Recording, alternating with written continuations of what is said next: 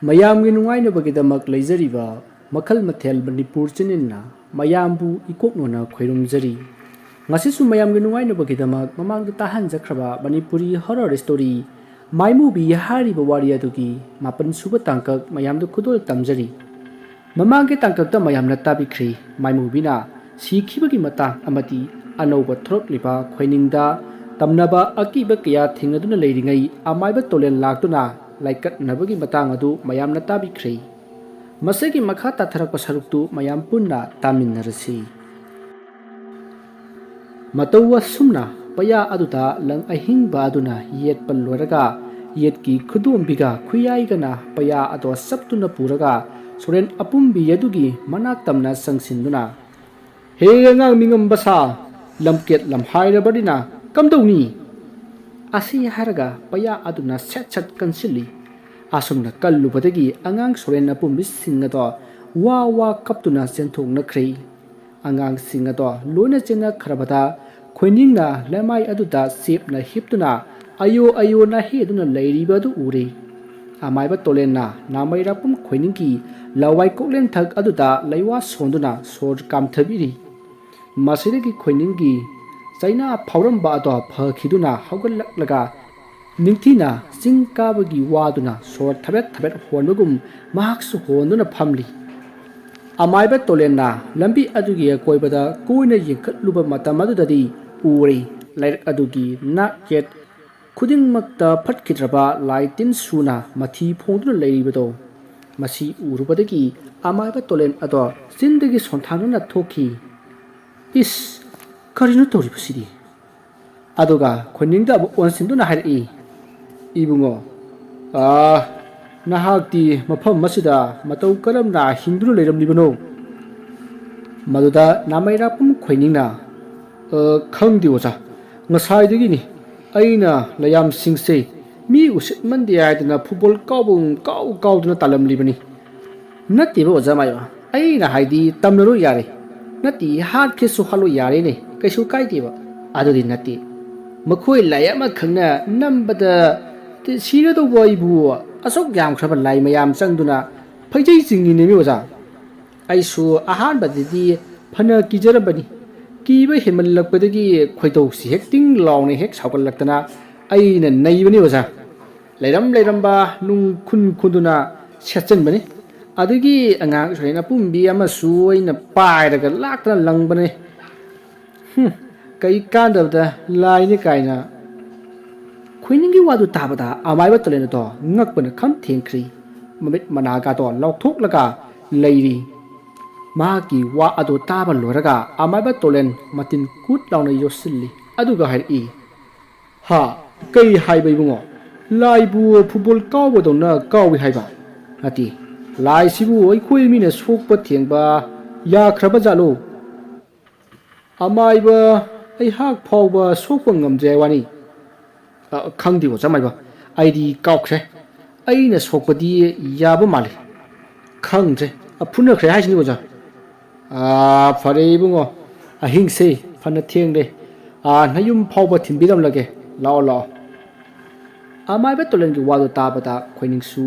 होय माइ करिसु हाइदना फमलमबदगी चटनबगिदमक्ता हौगललकपदा मखोइगी ममांगमक्तदा फिमु सेटपी मसमना लैमाइदा सोरो सोरो सिंदुना खाना नोकलगा चटलिबादु उरई मसिदा खोइनिंगना तोलेंगी मसा अदो नुमलगा येंगुतु ओजा तु असिदा इकाई खंगदबि अमसु लाउ लाउ चटले ओजा अमाइबा तोलेंसु हा कदाइनोने असि हाइदुना येंथोरकपदा महाक्सु उरी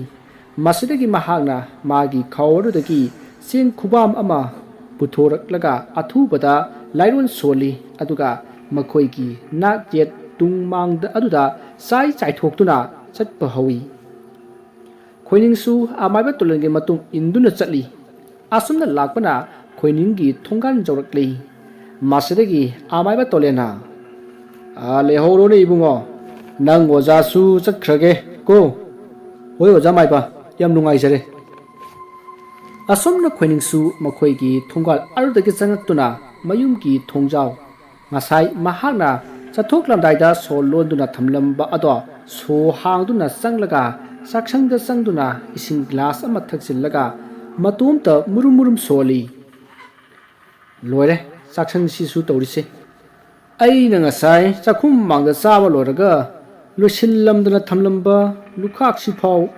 ꯂꯣꯏꯁꯤꯟꯕꯤꯅꯕ ꯃꯤꯇ ꯂꯩꯇꯦ ꯋꯥꯅꯤ꯫ ꯑꯗꯨꯕꯨꯗꯤ ꯅꯥꯏꯇꯣꯝ ꯂꯩꯕ ꯌꯨꯝꯁꯤꯗ ꯀꯅꯥꯗꯤ ꯑꯩꯒꯤ ꯃꯇꯦꯡ ꯄꯥꯡꯕꯤꯔꯅꯤ ꯍꯥꯏꯒꯦ? ꯈꯔꯒ ꯊꯦꯡꯂꯦ ꯆꯥꯛ ꯈꯔ ꯑꯝꯇ ꯊꯣꯡꯂꯒ ꯆꯥꯒꯦ ꯈꯟꯗꯅ ꯄꯔꯞ ꯄꯔꯞ ꯂꯥꯛꯆꯕꯅꯤ꯫ ꯑꯗꯨꯕꯨ ꯃꯍꯥ ꯆꯪꯗꯥꯟꯒꯤ ꯂꯥꯏꯁꯤꯡꯗꯨꯅꯅꯦ ꯍꯦꯛ ꯀꯥꯔꯟ ꯇꯥꯗꯅ ꯑꯔꯦꯝꯕꯗ ꯃꯆꯝ ꯑꯁꯦ ꯁꯤꯊꯍꯜꯂꯕꯅꯤꯅꯦ ꯑꯩꯁꯦ꯫ ꯃꯈꯣꯏꯒꯤ ꯍꯥꯏꯕꯨ ꯑꯩꯉꯣꯟꯗ ꯃꯇꯝ ꯃꯥꯡꯍꯜꯂꯒ ꯊꯧꯔꯝ ꯇꯧꯕ ꯑꯁꯤ ꯈꯛꯇꯅꯤꯅꯦ ꯃꯈꯣꯏꯅ ꯍꯩꯔꯤꯕꯁꯦ꯫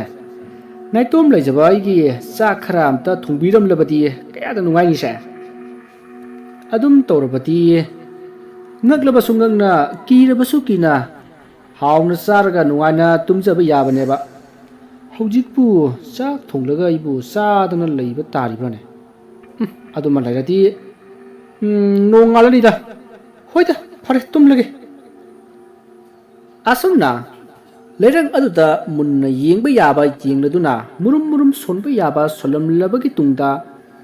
ꯈꯣꯏꯅꯤꯡ ꯃꯍꯥꯛꯀꯤ ꯃꯊꯣꯡ ꯈꯪꯗꯅ ꯐꯤꯅ ꯄꯨꯡꯆꯥꯏ ꯆꯥꯏꯔꯒ ꯂꯩꯔꯤꯕ ꯐꯃꯨꯡ ꯑꯗꯨꯒꯤ ꯐꯤꯁꯤꯡ ꯑꯗꯣ ꯐꯃꯨꯡ ꯑꯗꯨꯒꯤ ꯃꯆꯤ ꯑꯃꯗ ꯄꯨꯂꯞ ꯁꯨꯄꯥꯏ ꯄꯥꯏꯁꯤꯜꯂꯒ ꯂꯪꯁꯤꯜꯂꯤ꯫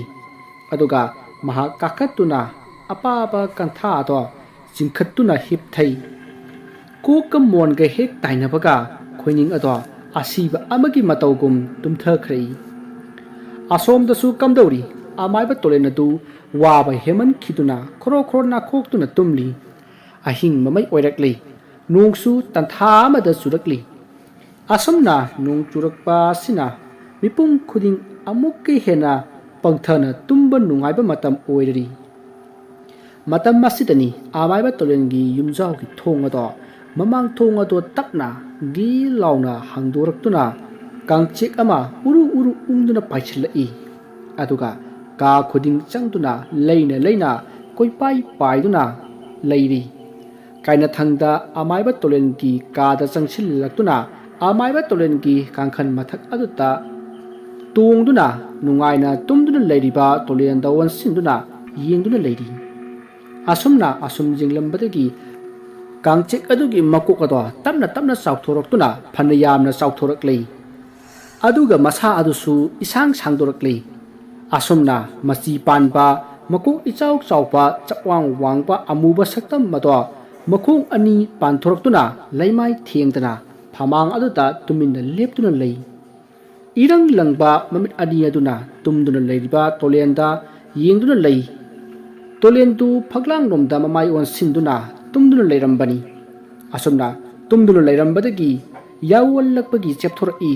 ꯑꯁꯨꯝꯅ ꯃꯍꯥꯛꯅ ꯆꯦꯞꯊꯣꯔꯛꯄꯗ ꯀꯔꯤꯒꯨꯝꯕ ꯁꯥꯃꯤꯟ ꯈꯔ ꯐꯪꯂꯛꯄꯗꯒꯤ ꯃꯃꯤꯠ ꯑꯗꯣ ꯁꯤꯡꯂꯛꯏ꯫ ꯃꯍꯥꯛꯅ ꯃꯃꯤꯠ ꯍꯦꯛ ꯄꯥꯛꯊꯣꯔꯛꯄꯒ ꯎꯔꯦ ꯃꯥꯒꯤ ꯐꯃꯥꯡꯗ ꯏꯃꯨ ꯃꯨꯕ ꯁꯛꯇꯝ ꯑꯃ ꯂꯩꯔꯤꯕꯗꯣ꯫ ꯁꯛꯇꯝ ꯑꯗꯨ ꯎꯕꯗ ꯍꯤꯞꯂꯝꯕꯗꯒꯤ ꯂꯣꯡꯅ ꯍꯧꯒꯠꯇꯨꯅ ꯐꯝꯂꯒ ꯁꯛꯇꯝ ꯑꯗꯨꯗ ꯃꯨꯟꯅ ꯌꯦꯡꯉꯤ꯫ ꯃꯍꯥꯛ ꯑꯃꯥꯏꯕ ꯑꯃ ꯑꯣꯏꯖꯔꯕꯁꯨ ꯇꯨꯝꯂꯝꯕꯗꯒꯤ ꯍꯦꯛ ꯍꯧꯒꯠꯂꯛꯄ ꯑꯣꯏꯕꯅ ꯀꯔꯤ ꯇꯧꯒꯗꯕꯅꯣ ꯍꯥꯏꯕ ꯋꯥꯈꯜ ꯇꯥꯗ ꯑꯗꯨꯃꯛ ꯁꯛꯇꯝ ꯑꯗꯨꯗ ꯏꯉꯥꯎ ꯉꯥꯎꯅ ꯌꯦꯡꯂꯤ꯫ ꯁꯛꯇꯝ ꯑꯗꯨꯁꯨ ꯑꯃꯈꯛ ꯑꯣꯏꯔꯝꯕꯗꯒꯤ ꯃꯁꯥ ꯑꯗꯣ ꯑꯅꯤ ꯆꯣꯡꯊꯣꯔꯛꯇꯨꯅ ꯑꯃꯥꯏꯕ ꯇꯣꯂꯦꯟꯒꯤ ꯐꯃꯨꯡ ꯑꯗꯨꯒꯤ ꯑꯀꯣꯏꯕꯗ ꯏꯀꯣꯏ ꯀꯣꯏꯅ ꯂꯩꯁꯤꯟꯗꯨꯅ ꯂꯩꯈ꯭ꯔꯦ꯫ ꯃꯁꯤꯗꯒꯤ ꯁꯛꯇꯝ ꯑꯗꯣ ꯑꯃꯇꯪ ꯑꯣꯏꯅ ꯃꯨꯁꯨꯛ ꯃꯨꯕ ꯃꯅꯤꯜ ꯑꯣꯏꯅ ꯑꯃꯨꯛ ꯄꯨꯟꯁꯤꯟꯈꯤꯗꯨꯅ ꯑꯃꯥꯏꯕ ꯇꯣꯂꯦꯟꯒꯤ ꯃꯁꯥꯗ ꯆꯪꯈꯤ꯫ ꯃꯁꯤꯗꯒꯤ ꯑꯃꯥꯏꯕ ꯇꯣꯂꯦꯟ ꯑꯗꯣ ꯒ꯭ꯌꯥꯟ ꯃꯥꯡꯗꯨꯅ ꯂꯩꯈ꯭ꯔꯦ꯫ ꯃꯤꯀꯨꯞ ꯈꯔꯒꯤ ꯇꯨꯡꯗ ꯑꯃꯥꯏꯕ ꯇꯣꯂꯦꯟ ꯒ꯭ꯌꯥꯟ ꯂꯥꯛꯂꯤ꯫ ꯃꯍꯥꯛꯅ ꯒ꯭ꯌꯥꯟ ꯂꯥꯛꯄꯗꯗꯤ ꯇꯣꯂꯦꯟ ꯑꯗꯣ ꯐꯤꯕꯝ ꯑꯃ ꯇꯧꯔꯤ꯫ ꯃꯁꯥꯅ ꯃꯁꯥ ꯑꯗꯣ ꯀꯅꯥꯅꯣ ꯍꯥꯏꯕ ꯈꯪꯖꯗ꯭ꯔꯤ꯫ ꯄꯥꯜꯂꯝꯕ ꯀꯨꯆꯨ ꯑꯗꯨꯁꯨ ꯃꯨꯁꯤꯠ ꯃꯨꯁꯤꯟꯈ꯭ꯔꯦ꯫ ꯃꯆꯤꯟ ꯑꯗꯨꯁꯨ ꯃꯩꯇꯥꯟꯒꯨꯝꯅ ꯃꯨꯁꯤꯜꯂꯛꯂꯤ꯫ ꯃꯃꯤꯠ ꯑꯗꯨꯁꯨ ꯑꯉꯧꯕ ꯃꯆꯦꯠ ꯑꯃꯠꯇ ꯌꯥꯎꯗꯅ ꯄꯨꯟꯅ ꯂꯪꯇ꯭ꯔꯤꯛ ꯂꯪꯅ ꯃꯨꯁꯤꯠ ꯃꯨꯁꯤꯜꯂꯛꯂꯤ꯫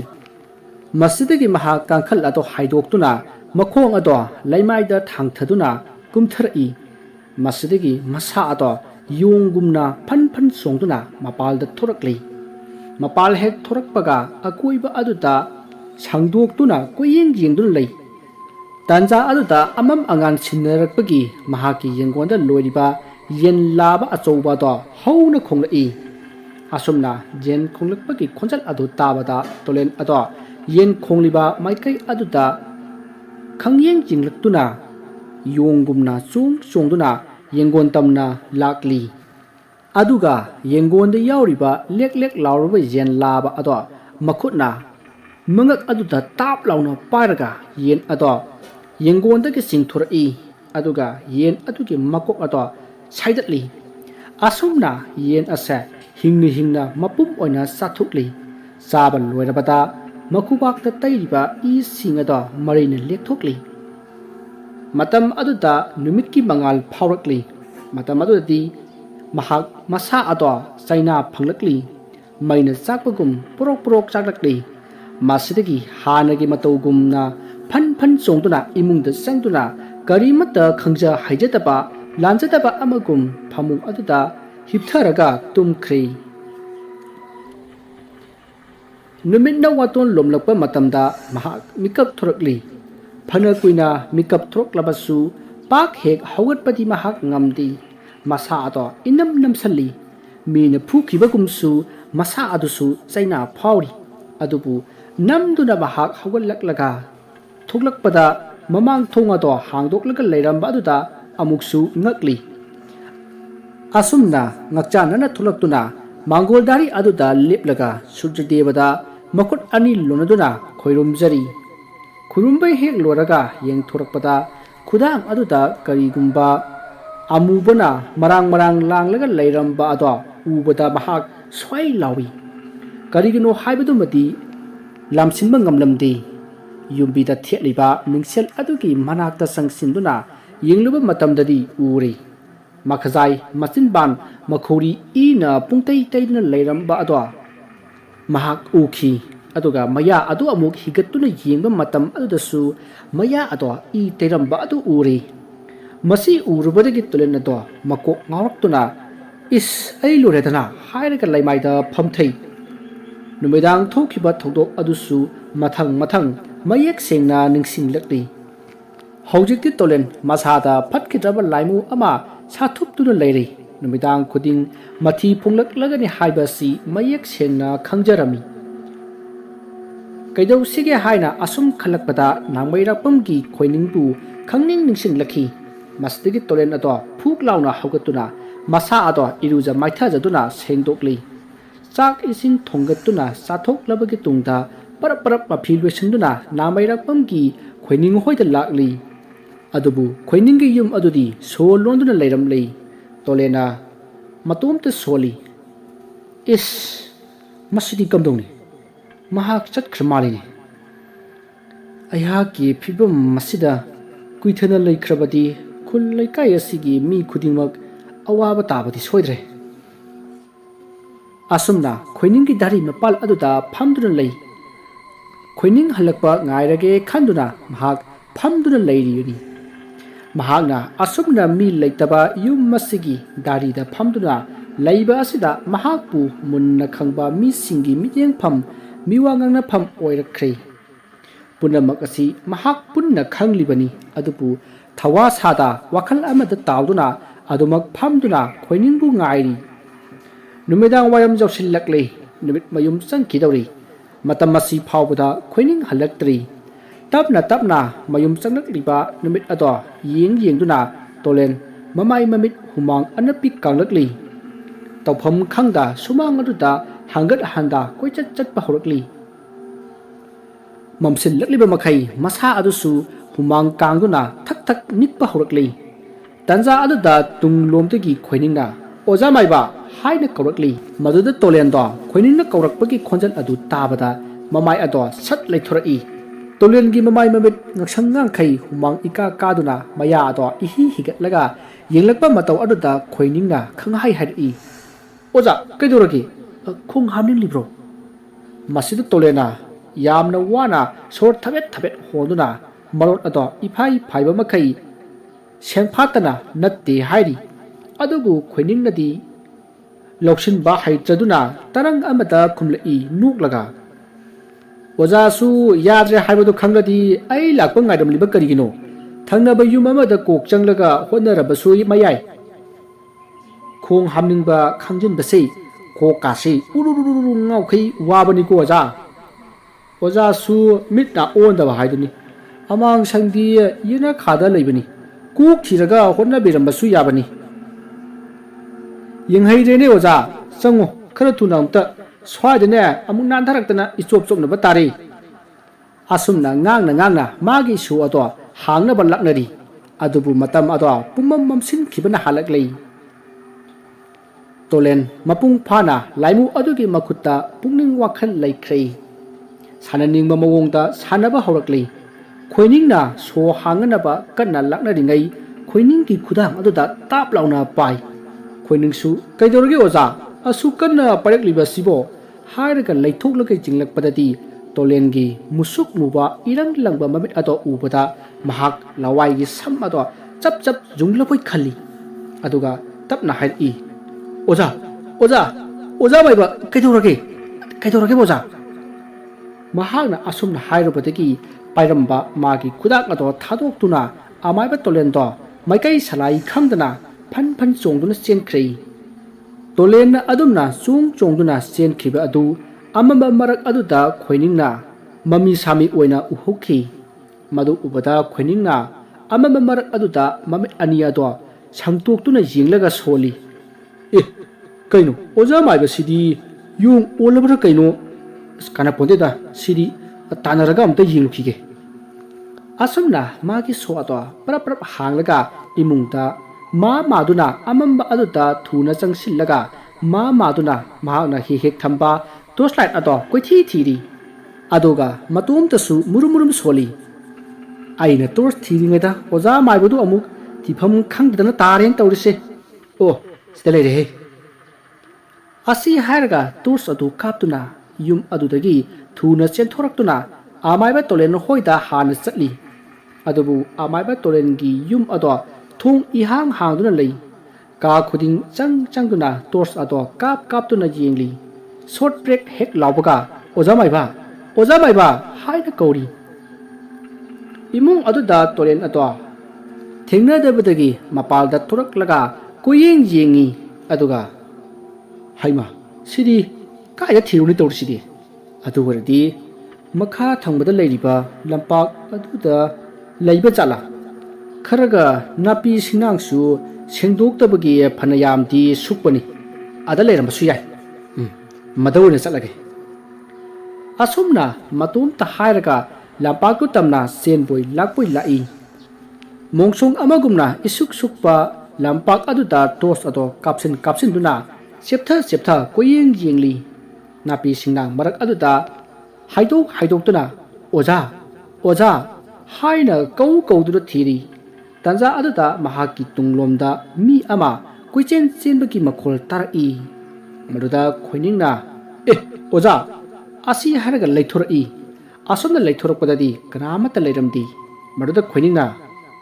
oi kanam leitini asidi karom sakhajana asi haiduna tos adu thaduna asum lakpada